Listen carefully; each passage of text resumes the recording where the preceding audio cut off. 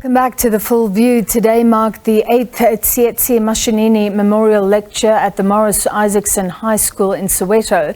The lecture was to be delivered by Wits Vice Chancellor Professor Zeblon Vilakazi alongside former Statistician General Dr Pali Lehohla. The annual lecture saw a reflection on the role of Mashinini in the liberation struggle, also touching on lessons that could be drawn to address the current socio-economic challenges faced by this generation. 33 years since the passing of freedom stalwart Tsietsi Mashinini, scores gathered in Soweto at the Morris Isaacson High School to take stock of the life and times of the stalwart.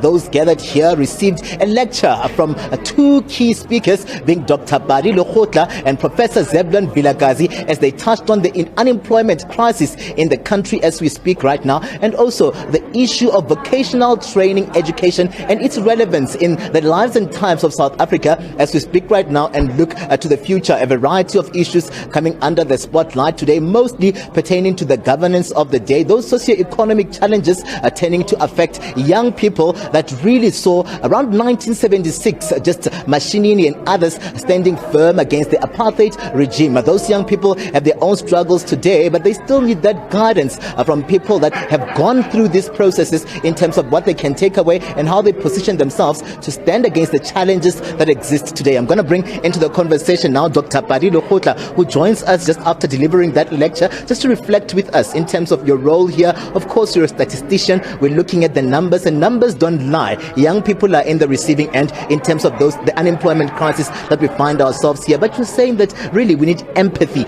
in everything that we do right now. Welcome to the SABC. No, thank you very much. This was a great day. I wondered why I qualified to be invited to come and speak. And when I got that invitation, I was overwhelmed. And I had to reflect very hard around what will be the content of my speech for somebody who died at 33. In that digestion of a person who died at 33, I found solace in the fact that Lembede also died at 33. So was Steve Biko, dying at 31. Did their life go to waste? No, they have been very impactful, even in those short life that they had on earth. Their impact is reverberating all over the world. And across all of them was actually empathy. Sacrifice for a noble ideal and ensuring that that ideal lives on. Morris Isaacson High School actually is embracing that legacy of Mashinini, who at 18 years, he would be 65 years today, at 66 years today. At 18 years, he led a group of youth to seek liberation. That seeking of liberation sped up the time period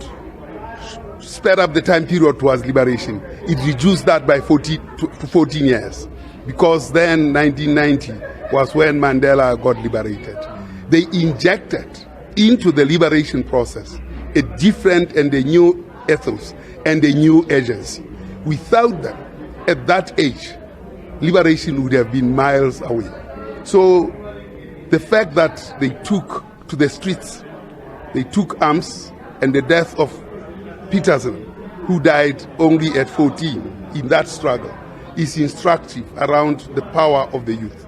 Even today, faced with the scale of unemployment, it lies in the youth to provide the answers.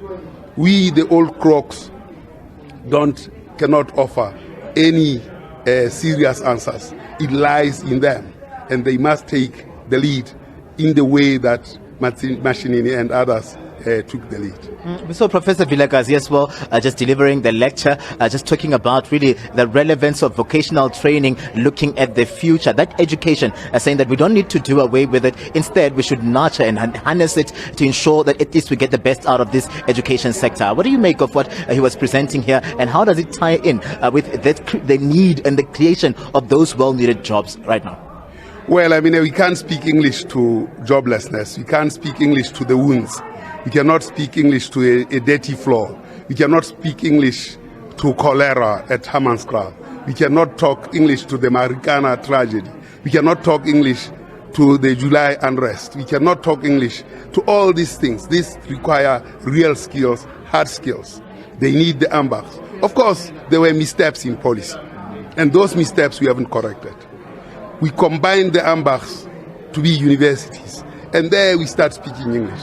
And in the data, it obviously shows that the people who qualified in AMBAC before 1994 still have a higher possibility of getting jobs, almost equal to those with graduate education, compared to those who got those qualifications after 1994. So it shows that there was a serious misstep, and that serious misstep is anchored in the destruction of the SOEs, like ESCOM, like Spoornet, like all those, because they served as training institutions that de-risked the people that would go and look for jobs in any other industry. Once we are trained in ESCOM, once we are trained at ESCOM, at Transnet or Spoornet, people who were employers, they knew that would make the cut. They didn't speak English to engineering problems, but they fixed.